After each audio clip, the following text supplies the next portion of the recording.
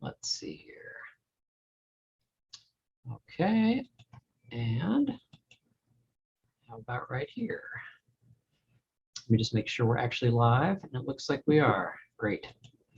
Well, good evening, everybody. My name is Patrick from the Poison Pen Bookstore in Scottsdale, Arizona, and we're here with another of our virtual events, and it's always a treat and a thrill to have Jonathan Kellerman back with us, albeit virtually, in any form.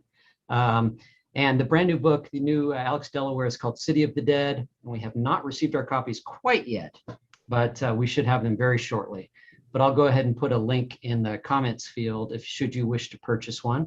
I put a few copies of the book you did with Jesse from last fall called The Burning. Yeah. A couple of other books. Good. But I will be monitoring the comments and questions field on YouTube and on Facebook. I promise I won't hijack the conversation and talk about guitars and ouds for the entire hour, although I'd like to. But if you have questions for John, go ahead and put them in, and I'd be happy to ask them when Barbara summons me back. Great. So Barbara, over to you. Thank you very much, Patrick. We're now holding up a book because John has kindly signed them and they are en route to us. Yeah. Excuse me, here in Scottsdale, but I read a manuscript of it. And one of the biggest frustrations of this conversation is going to be that we can't talk about the end, because I have to say, John, that this is one of your more brilliant sleight of hand. Come on. I mean, I think I'm good, but I never saw this coming. What a job you did. I think you nailed it, because this book is all about motive, and you don't find out about that motive until the end. It's a complex but believable psychological motive. And thanks for the kind comments. I'm really happy because this is the 37th book in the Delaware series. I think it's the longest running series, and reviews have said things like, one of his best, Kellerman at his best, he's not phoning it in. So it's always nice to be appreciated when you work hard at something and people. Well, I know you work hard. I mean, I've been to visit you in your various homes, and I know you have a really great work ethic, and I know that you bring enormous professional expertise to writing about Alex Delaware. And I thought this book was one in which your own professional expertise really came in to play. I guess one of the things I find kind of interesting is Alex doesn't seem to spend a lot of time on his own practice. He's mostly hanging out with Milo in this book. Well, what I have him doing, even in the first book, I had him not doing long-term therapy. He stayed away from it, did short-term consults. He mostly does legal work, custody work, and injury work. And I did a lot of that toward the latter years of my practice. So, I've been cross-examined several times. I've been on the witness stand. I was an expert witness. And it's a short-term, time-limited type of thing, which would lend itself to the rest of his life. And it's also extremely lucrative. So he'd be making quite a bit of money working not that much, so, which would free him up to get into trouble with Milo, Well, I mean, it does give him an opportunity. I like the way they compare schedules, it's like, can you do this, do that? But sometimes they're just like in the car and, Milo will say, well, we could do that. And Alex will say, go for it. Yeah. And they do spend a lot of time driving around Los Angeles. Yeah. Therefore, they're spending a lot of time in the car and sometimes just kind of sitting in traffic, because that's how it is to drive. That's LA. You have to give credence to your setting without making it boring. And that's LA, unfortunately. So. Well, it is, but it gives them a chance to talk about things. So you have we can at least talk about the opener here. So you have a really dramatic opening scene. Yeah. Is this anything that you actually drew upon in real life, or did you just decide it would be an interesting thing to propel somebody into a truck?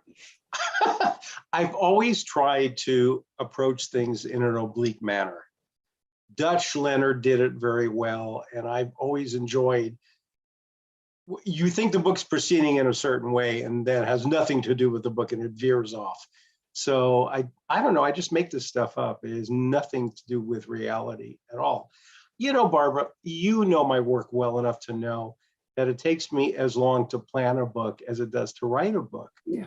And I speak to a lot of writers. They wonder, how do you write so many books? Blah blah blah.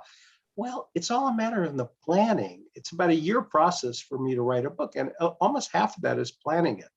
So I've put a lot of thoughts and outlining time into the preparation. So by the time I sit down and write it, I'm feeling a heightened sense of confidence. Of course, I rewrite compulsively anyway, and I make mistakes, and I still paint myself into corners and paint myself out because that's just part of the job.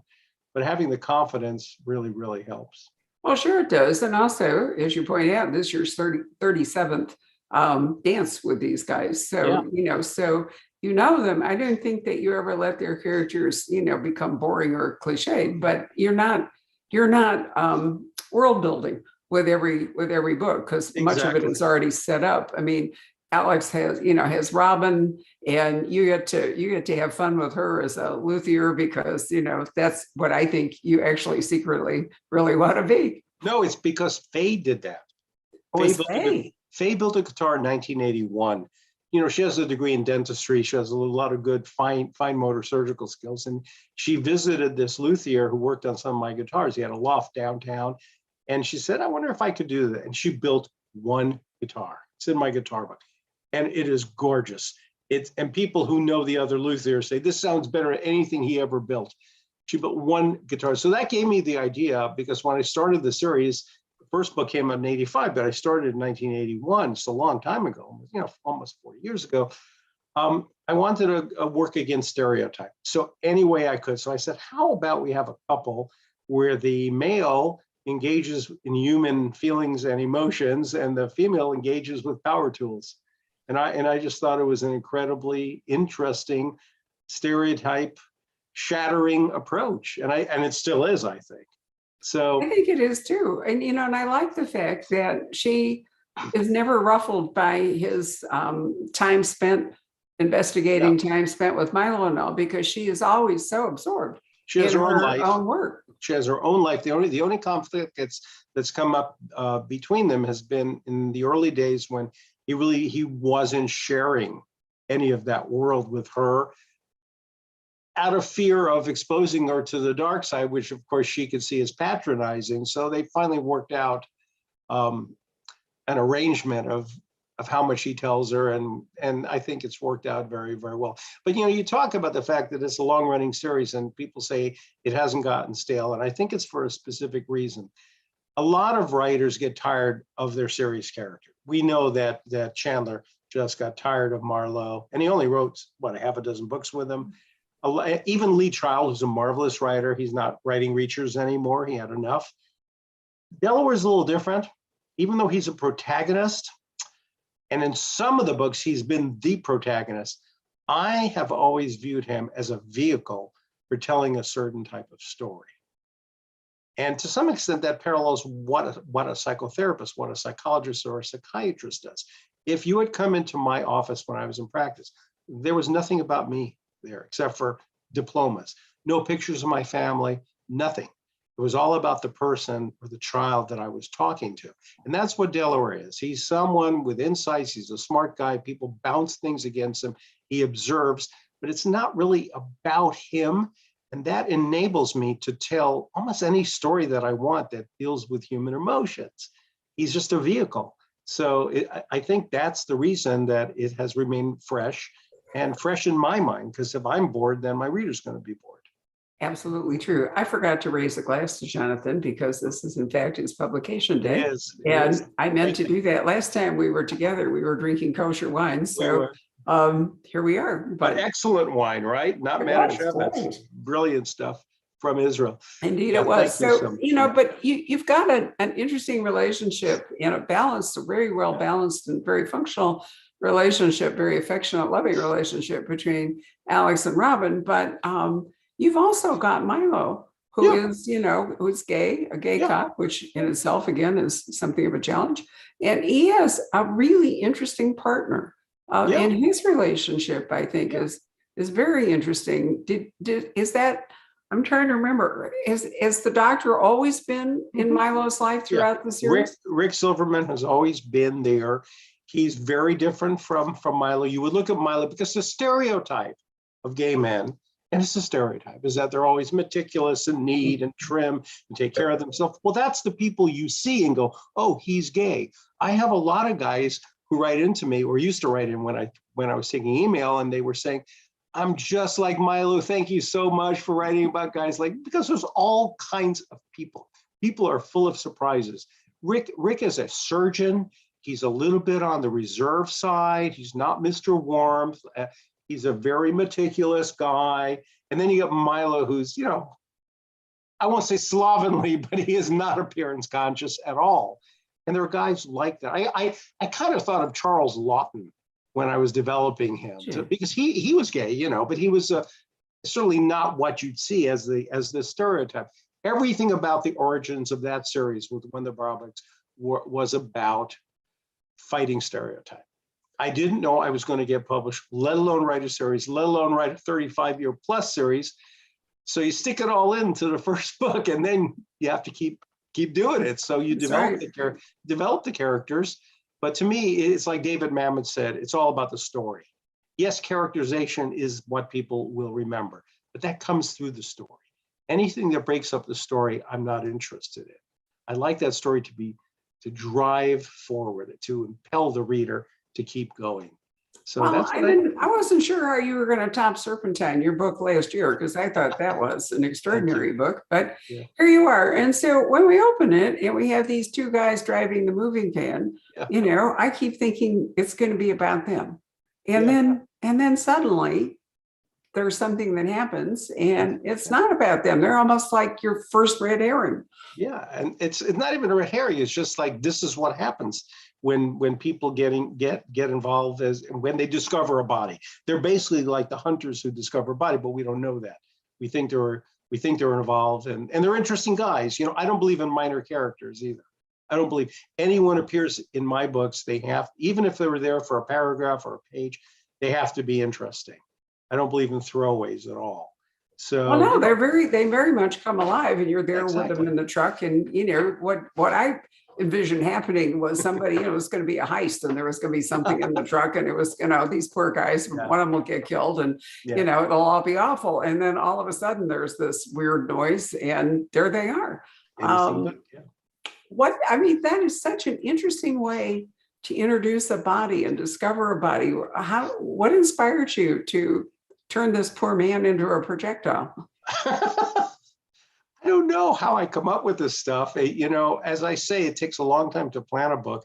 And, you know, I have these, whenever something occurs to me, I write it down now, because I have reached a certain age and my short-term memory has diminished considerably. So I write things down, right? It's all of us.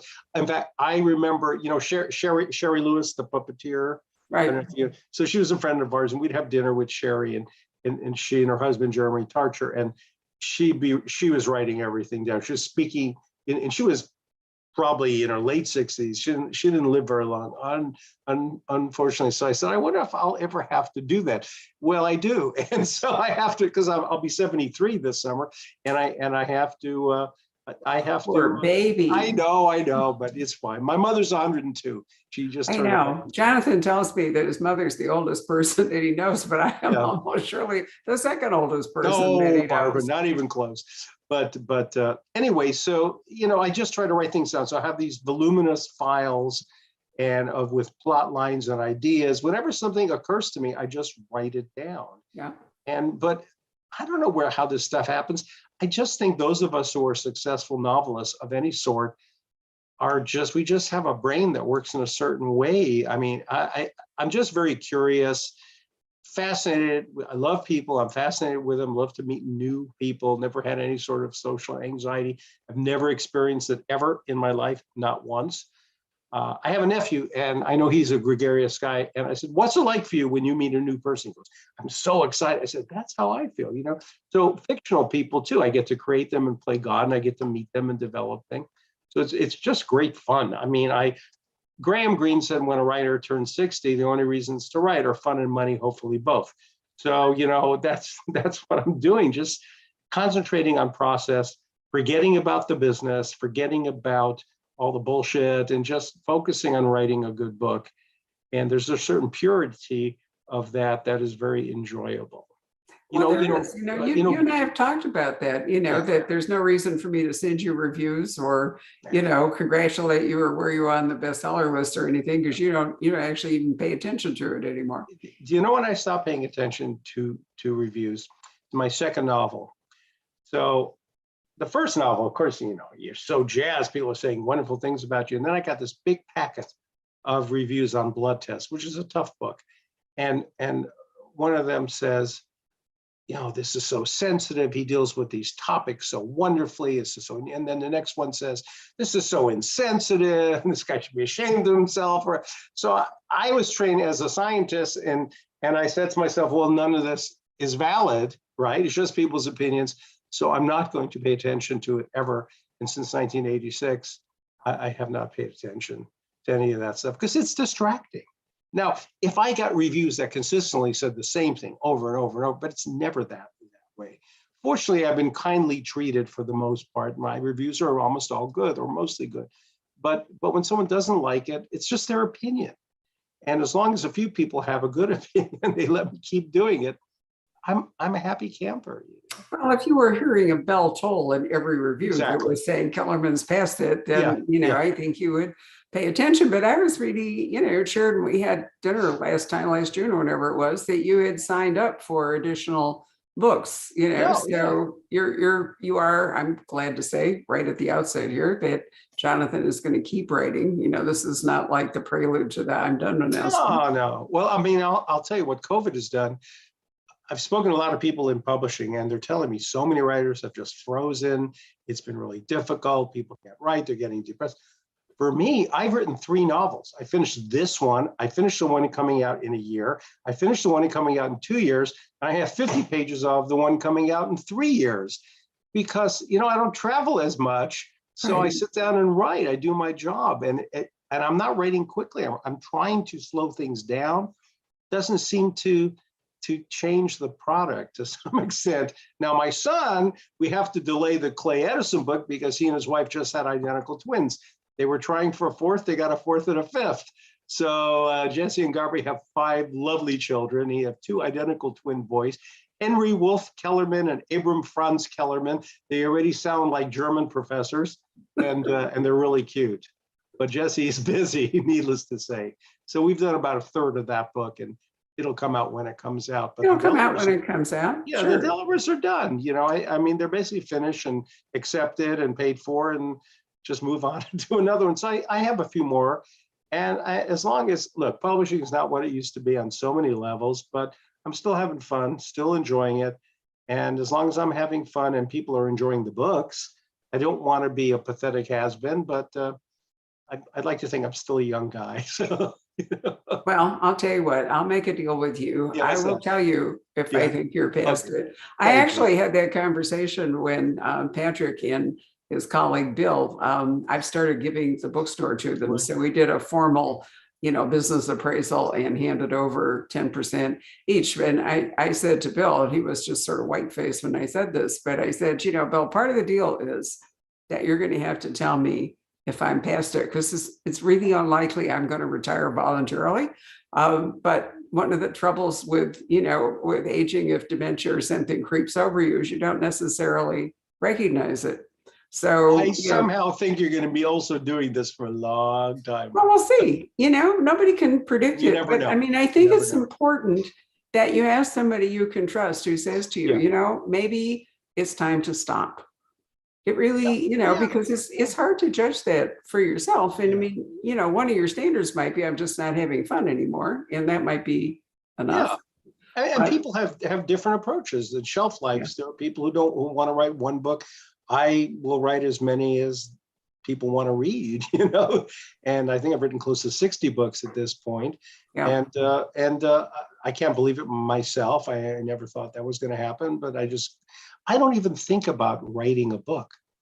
That's another thing that I tell young aspiring writers. Don't even think about writing a book. It's too frightening. I just think about writing a few good pages a day, break it down. And then if you keep doing that, you have a book at some point. But the idea of writing a book is it's a little scary, but you just want to tell a story. And, it's another way to look at it. You're not writing a book, you're telling a story. So let's talk a little bit about Cordelia, because I thought, it seems logical that there would be a fairly small community that Alex would be familiar with of people who are in his field and who are similar field and are called to testify in, custody cases or other sorts of disputes. So you've got this woman, and he is able to recognize she's the second dead person that we encounter. And I found that really interesting. Did you run across, in real life, did you run across somebody who basically faked it, or, or sets themselves up to practice without the real qualifications? Well, not in custody, although I did come up against a lot of inept witnesses and inept attorneys. I could tell you stories from today till tomorrow about the things that I saw within the court system. This I wanted to write about because I think there's an irony going on. Those of us who are licensed, although I'm no longer licensed, I let my license go inactive, but psychiatrists, physicians, psychologists, social workers, nurses, we have licenses. And with the license comes an ethical code. And the state, the government, which is usually the state and sometimes the federal government, imposes great restrictions on us, continuing education. So it's, to be a professional, you're dealing with a lot of regulation. Sometimes too much, but certainly you need some of it. The irony is that now, due to the internet, anyone can call themselves a life coach. Anyone can call themselves a relationship expert. Anyone can label this, as long as they don't use those things, psychologist, physician, and they have no restrictions at all. Right. So it's kind of ironic that we're punishing the good kids and rewarding the bad kids. So, frauds can do whatever they want as long as they don't pretend to be a licensed professional. Even then, they can often get away with it. So I never encountered anybody in that situation, but I have been aware of, the internet's like fire. You can cook with it or burn with it. I mean, there's a girl who danced on TikTok and made $17.5 million last year. It's just a crazy world. Maybe I'm just too old and I don't get it, but the internet, you can do, it just blows everything up. It's just an exaggerating, everything good or bad is blown up. So there's wonderful things have come on it, but then you have people just going online and people say, well, it's on the internet, it must be true. So you have a lot of quackery now. You always had quackery. Now you have a different type of quackery that it's not technically illegal. There are no restrictions as long as you don't pretend to be a psychologist. Right. No, I can see that. You could set yourself up as a relationship coach or whatever. And, like you could, pretend to be a guru. I mean, it's not really that new. There are always people that, set themselves up as healers or some kind of spiritual figure or something. And they weren't licensed for it, didn't have any particular qualifications. But it's interesting because, when she's found dead, it leads into all kinds of different directions about why she might be dead. Yeah, we just don't know. And the thing about, and I'm sure you've heard this from other writers as well, you come up with certain things you don't like about a certain character, but in almost every instance, it's not so much to like, I get to know that person and I develop a sort of empathy and appreciation for that person. So I'm always finding as much humanity as I possibly can in just about every character, including some bad guys. Even there, you try to understand them. It doesn't excuse them.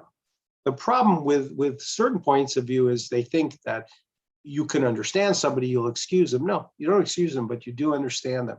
So I found myself getting extremely sympathetic with Cordy and everyone else. And because, you realize everyone has difficulties and challenges, and how we deal with those determines how our lives go. And sometimes they don't go well. And that's what crime novels are all about. We're writing about the darker aspects of humanity. I mean, to me, a crime novel is a novel like any other, but a crime catalyzes the development. It's just that's the catalyst. It could be something else in a different type of novel. I mean, was The Count of Monte Cristo a crime novel?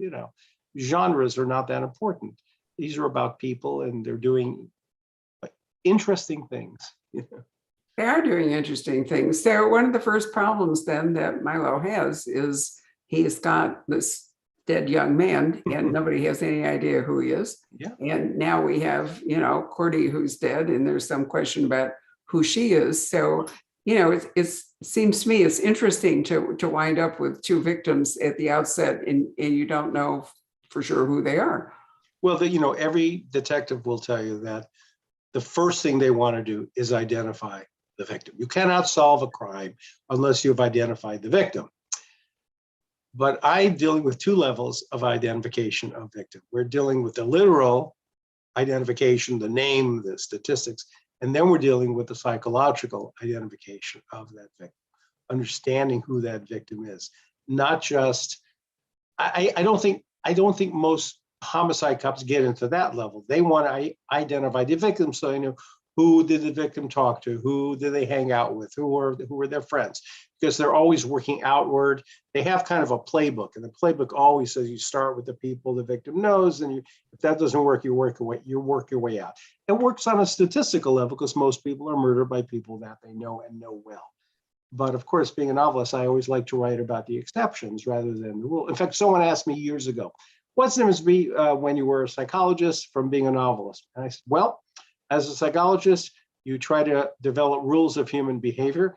And as a novelist, you try to deal with the exceptions to the rules. Well, the other thing too, which I think is also true, is that the cops have a duty, to inform the next of kin, so to speak. Yeah. And, you can't do that. And that's a precursor, of course, to finding out who the circle of intimates is and sort of working the case. But, it's never a good idea for the relatives of a murder victim to discover this has happened from the newspaper or, somebody posted on the internet or something. So that's an additional problem for them, is their duty to inform. And I don't think you'll ever meet a single homicide cop who doesn't say, that is the part of my job that I hate the most. Right. I hate that. I mean, it's a terrible thing to have to do. It's interesting when we dealt with it, when Jess and I developed the Clay Edison series, I think we talked about this, but I had conceived of writing a series about a coroner's investigator because no one had ever written about that. And it's a fascinating thing, but I was looking at the LA model. In the LA model, the CI is a civilian. Generally, it could be a retired cop, it could be a nurse, a social worker, and they work for the coroner. But then we decided to set the series up in Northern California, where Jesse lives in Alameda County. They have a totally different system, as you've seen from the Clay Edison books. The coroner's investigator, in fact, the coroner is the sheriff, and the coroner's investigator are sheriff's deputies. They're uniformed guys, and they are the people who do the death knock, the CIs. Right. So that's different. Here, and in most cases, it's the homicide detective, but up in Northern California in Clay Edison territory, it's guys like Clay Edison who have to do that. Is that a county by county thing, John? I believe it is. I think it must be, because California wouldn't have a different rule for Northern California. No, it's county, and that's Alameda County, which incorporates Berkeley and the whole Bay Area, Oakland. In fact, that was a tough nut to crack. I've never had problems getting to any police department. It was really hard to gain access to the Alameda sheriffs because they were having so many problems with the community. And they were really gun shy, but we finally convinced them that we were going to write exposés. And Jesse has since become friends with a lot of the sheriffs, so he has instant access to them. So it's very good. But anyway, doing that death notification, it's a really terrible thing. Think about having to do that. And it is part of the job, somebody's job. And in LA, it's part of the detective's job. Yeah. So I think that hates it. You can argue on the one hand, it gives them a chance to sort of check out whether grief is genuine and, what kind of reaction they get from the victim's nearest and dearest. Because as you point out, crimes are most often committed by people close to the victim, and then it kind of branches out. You want to understand. Really talk about this whole book. This is so annoying. We ought to really have like a book club discussion of this book when it's. I mean, seriously, because it's just so surprising. Is how this works. That's what it's all about, and you try to do it in a believable way. I'm pretty picky about that kind of thing. Right. So the original guy, the first victim, the young man, doesn't really lead them anywhere. But when they start looking into the death of Cordelia, then there's a whole kind of breadcrumbs thing that we follow, because she has had a complicated life. You know, I never see myself writing these books in terms of red herrings, and I never have intentionally done a red herring. What I try to do is think of these characters until they're real in my head, and then get to know them through the process of detection. And sometimes it leads me in a way that I didn't initially plan. Sometimes it does. Sometimes it goes just the way I have planned it. But I'm almost always changing things as I learn more about that person. So I guess even though my books are plot heavy, I just don't see myself as laying breadcrumbs or trying to fool the reader. I just try to write us. I do like surprises, and I think any fiction has to be about surprise. You have to want to turn the page. In a crime novel, it's a crime, but any novel, if it's worth its salt, you're going to want to keep reading it because you want to be surprised. and you know, it's nice to be surprised in a controlled manner. You know, absolutely true. So yeah. Butcher's Theater, going back, Lord, I don't even know how long. Now that you're living in Israel part-time, are you in any way inspired to write a novel, any kind of a novel set in Israel? No. I gave that book my best. That book took so much out of me. Yeah. It was a long book, first of all. The manuscript was over 1,000 pages. It was a 600-page book. Maybe I'd write it a little smaller today, but I remember Elmer Leonard saying, "How did you write such a great big book?" Because he was right, you know.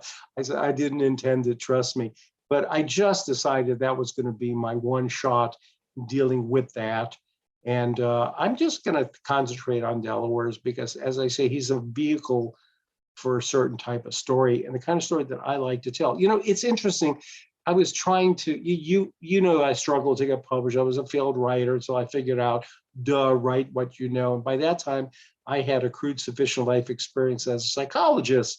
So, and I realized what I was doing was detective work.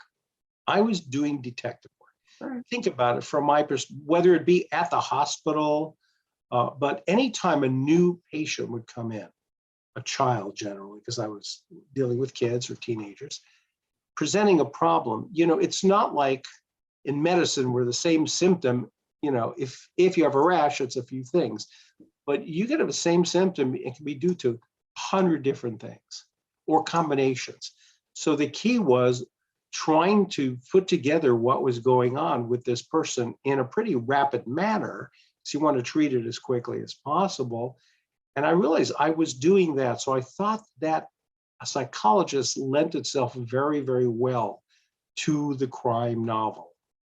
Did I ever tell you about the cop who called me, who emailed me about so this is a few years ago. I get this email from a cop, I think it was in upstate New York. He said, you know, I have this case. I got this guy, and I know that he murdered his girlfriend's 3-year-old kid, but I can't prove it. He won't admit it. I don't know what to do. If you have any ideas. So I said, well, look, you're a cop. I'm just a writer sitting 3,000 miles away.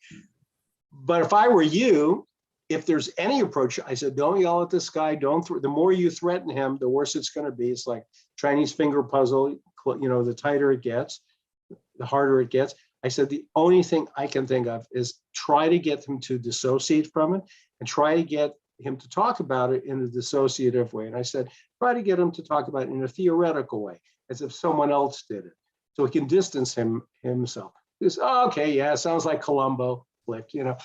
And then 3 days later, I get this email saying, I did what you said and it worked. Thank you very, very much. And I went online and sure enough, it shows a picture of this detective arresting this guy for murder.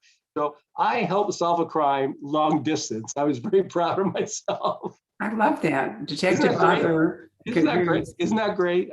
It really is. Yeah. To crime solving. So working with Jesse, you know, does he has a different, I mean, Jesse wrote several absolutely terrific standalone novels set in very different worlds. I loved his art world one. Then he Yeah. wrote one about a writer. You know, The he's really, genius. It was brilliant, brilliant stuff. yeah, no, terrific.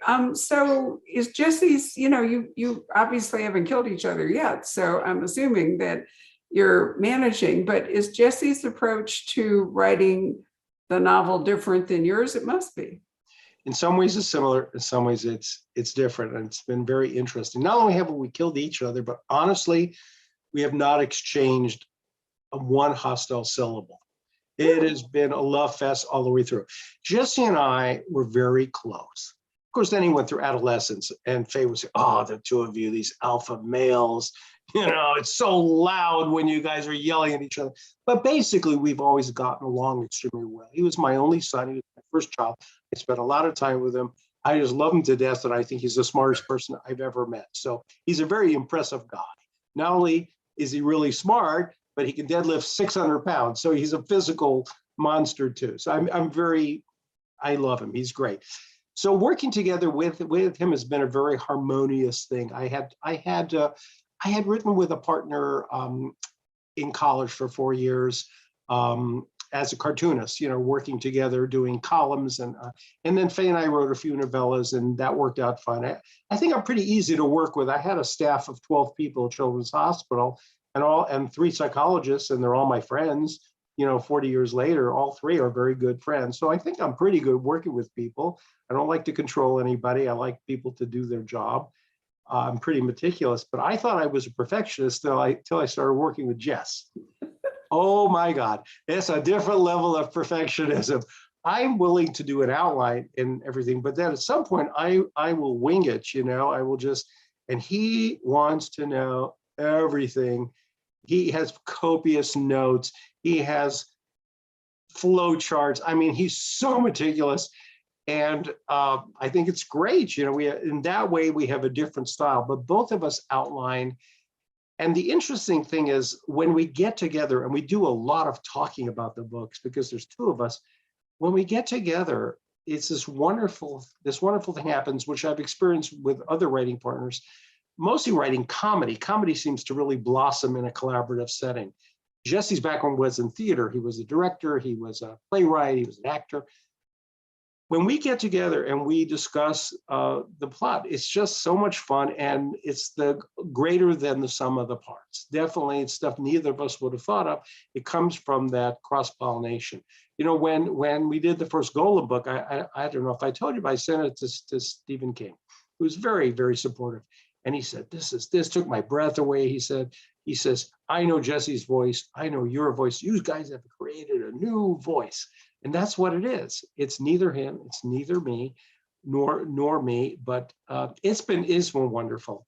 I don't know, he has another project that he's doing on his own, but it's one of those long-term things that he's really enjoying the luxury of taking his time with as we do the Edison, and there's several more that we're under contract for.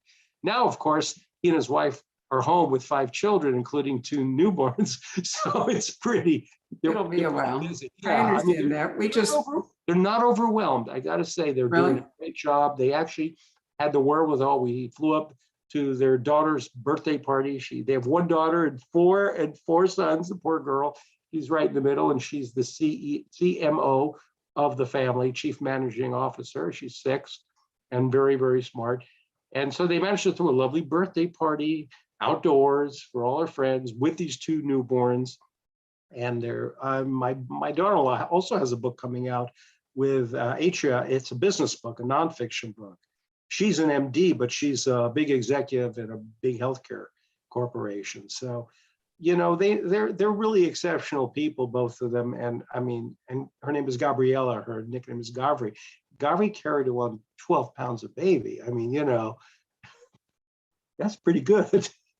It is pretty good. Yeah, well, and helping to run this company, this $1.5 billion company. So they're pretty impressive, I gotta say. I think I tell them. Well, I mean, you know, you would think if you didn't know our story that Jonathan and I would have been friends, and then I would have gotten to know Jesse. But in truth, it was really Jesse that I knew, and Jonathan and Faye came, you know, we all came together really over support of Jesse, so one thing I knew about you from the very beginning was what absolutely fabulous parents you are, because Thank you. Jesse never can say anything but, laudatory things about you. He was obviously, so happy in his family life. And Yeah, he was.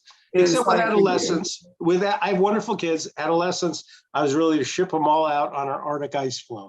No question. Well, No, we have Jesse. We have Jesse and 3 daughters.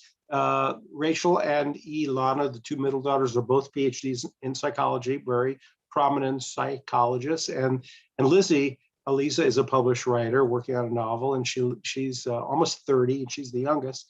She has a newborn, so we have 11 grandkids now, and which I call great passive investment. You don't have to do any work. Investment. You don't Good do for any you. work. You go home, basically.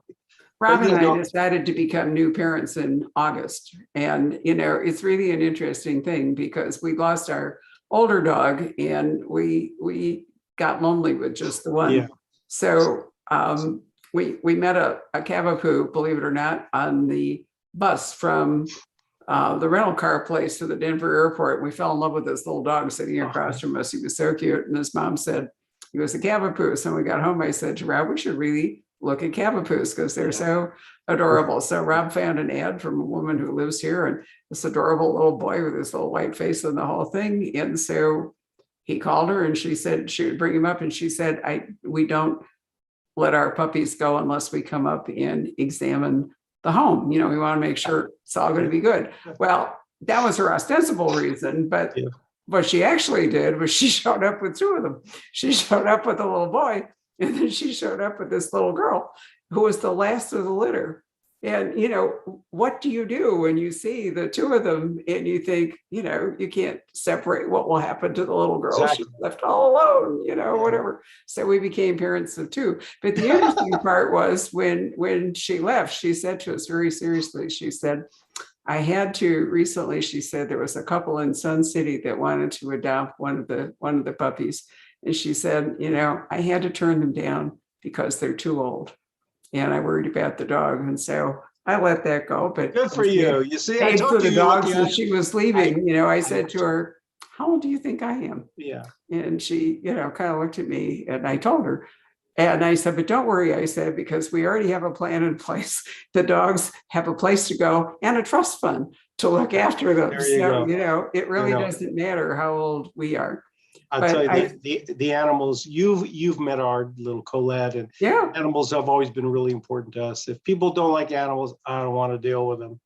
But I just enjoyed the way she knew. I think she absolutely knew we would never be able to break up this. So I was thinking about your identical twins. Good for you. So there they are, but they're so cute. And now it's time to call Patrick up because you do in fact have to sign off here in a few minutes. I have to sign off at, let's see, in 15 7 minutes. You said. So we have about 13 or 14 minutes. And Patrick, you cannot geek out on guitars. Let's do the questions. All right. Let's see here. I'm not sure if we have too many questions. Just a number of people. Let's see. A lot of just really nice comments. Jennifer says, you're one of my favorite authors. I truly enjoy every one of your books. You are the one author that I don't even have to look at the storyline before buying. Thank you for your books. Thank you, Jennifer. I really appreciate that. It means a lot. Yeah. Linda says, I used to love Milo and his Johnson's baby powder.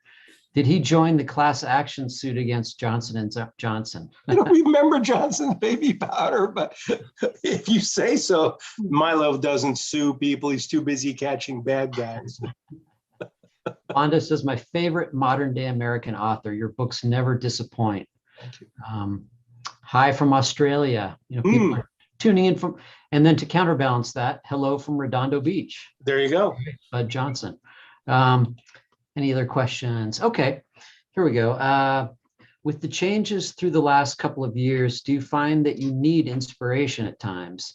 What do you do to keep your motivation or inspiration? You kind of talked about that a little bit, but. I mean, it's been a rough few years. This is the first time in a century that we've had. The last pandemic was 1918. I gotta be honest, it's been tough for everybody, but it's been a lot easier for Faye and myself because even prior to this, we work at home. So we haven't had to change much. we've been restricted travel-wise. I didn't get to see my kids and grandkids as much as possible, but when we did get vaccinated 3 times, vaccine kicked my ass twice. Very tough, but I'm glad I did it. And it's been actually a creative time for me in the sense I've just been doing my thing. So, and by the way, someone else once asked, is the pandemic ever going to find its way into your novels? The answer is a resounding no, because my job is to entertain you and take you away from reality. I do not want to bring in that type of, no politics, no pandemic, none of that stuff, just good, interesting stories about people we care about. So no, I haven't, inspiration, it's not like it's one thing, you know. A novel comes from it takes time to germinate. It doesn't come from one idea. It may be kicked off by something I've seen or heard or read or written down, but then taking an idea and turning it into a novel, that's like taking a note and turning it into a symphony. You know the key you want to write in, but that may change too. Right. The field of psychiatry has changed so profoundly in a lot of ways. Do you keep up with some of that stuff, or do you have? Well, I do. I mean, psychology, really, psychiatry, it really hasn't changed as much as other aspects of medicine. Really, other aspects of medicine are way changing. The guy who was the editor of the New England Journal of Medicine a few years ago, before he took over, he went back and read 10 years worth of the most prestigious medical journal in the world. And he said, almost everything in there was wrong. So it evolves. That's why when I see a lawn sign and someone says, we believe in science, that tells me you don't know what science is. Science is not a religion. Science is an evolving thing. Psychology has changed to some extent, but not that much. I talk to my daughters, and I do keep abreast of it, but I talk to my daughters, both of whom are relatively new PhDs. And it's just a matter of getting skills. You know, like there are surgeries that are still going on that have been done since the 30s. The key is to be good, find a good person. It really matters. It's not enough to go into therapy or go into counseling or get an operation. You really have to find the right person. Yeah. So, you know, I do try to keep abreast of it. I'm certainly interested. And a lot of my friends are psychologists. So I do talk to them quite a bit about it. I have a question, Jen. You know, with telemedicine and teleconsultations and all, do you think that I know you're not actually doing it, but do you think that is a reasonable thing, you know, during the pandemic when you can't? Yes. Yes. Do you have to physically be with the person, or can you pick up all the cues that you need from this kind of a conversation? I think ideally it's best to be in the room. So you feel that warmth, that human experience. Although some types of personalities prefer the distance. You know, a lot of people prefer that. One of my daughters has a very successful practice here in Beverly Hills. And in the beginning, she was mostly doing telemedicine. Now she's doing a combination of both. Although she goes to her office to do the telemedicine. She keeps it professional. And I talked to her about it, and she said, you know, you could do it. You could do it. It's very effective.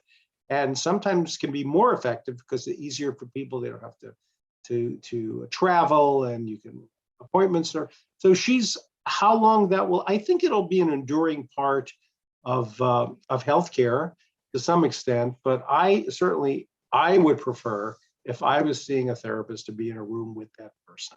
I just think there's something about humanity, but I think it's a good thing. I mean, given the fact that without it, what do you have, you know? There's a real analogy between the bookstore or book events, you know, virtual events and in-store events. Exactly. They sometimes take on a different energy. You know, sometimes the Zoom conversations can have more of an intimacy than the in-person ones. I suppose, yeah. I mean, you try to concentrate on the other person, basically. Yeah. Well, I mean, part of it, John, is that when you're hosting a live event, you have to be alive to an awful lot of things regarding the audience. You know, you have to, I mean, you know, you have to worry about their comfort. You have to worry about safety. You have to think, well, you know, depending on the size of the crowd, how long is it going to take people to want to stand in line and get their book signed. Everybody has Exactly. a camera, now on a phone, so it takes twice as long as it ever used to. Yeah, And so you can be distracted by all that. absolutely. But when we're Absolutely. talking on Zoom, none of this is coming into play. And then we can really focus on, Yes, and so Patrick and I have found that we've gotten closer to some authors without all that extraneous stuff. it makes sense.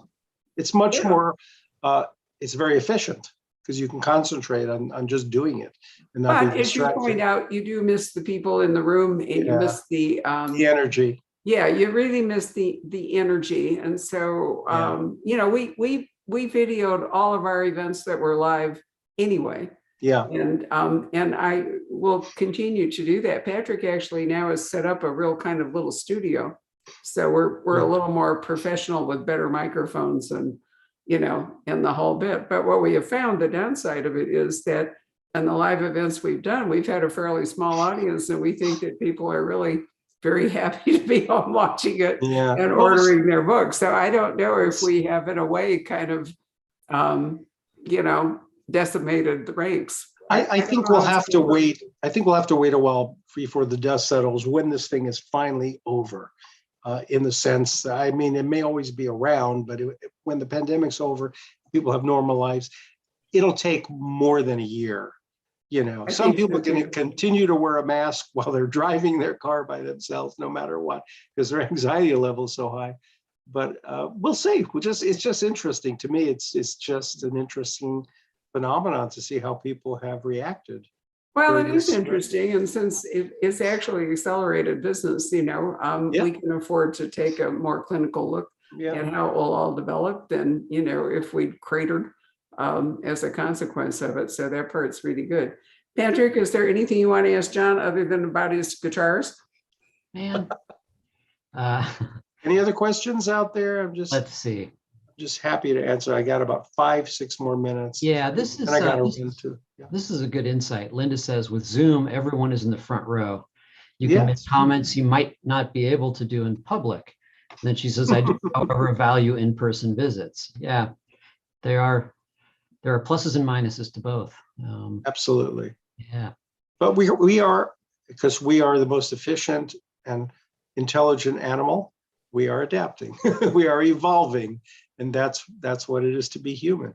So very true. But we've been fortunate too that technology has provided us with a couple of unexpected tools like Zoom that came along just at the magical moment and are not too hard to use or too expensive for most people to use. True. And I think we've actually educated a lot of our, not educated, but a lot of our customers who perhaps didn't spend any particular time online or weren't particularly sophisticated using their laptops or phones or computers have had to become so.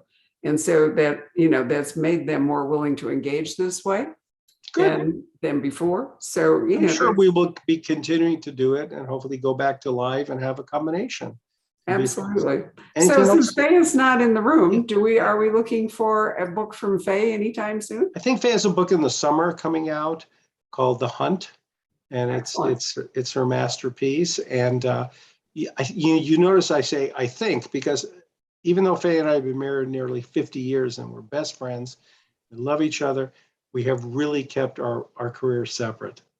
I don't really pay attention to what's going on in her career. She doesn't pay attention to what's going on. I mean, we care about each other, but we don't, it's our privacy. Our careers are the only privacy we have. Well, and there's no rivalry as a consequence of that, which is people would always try to do that in the early days when we're sitting around doing a signing in a mall, Walden Books, and people walk over and go, well, I can only afford to buy one. Which one should I buy? Or who's better? These kind of annoying. And Faye developed her stock answer. It all goes into the same bank account.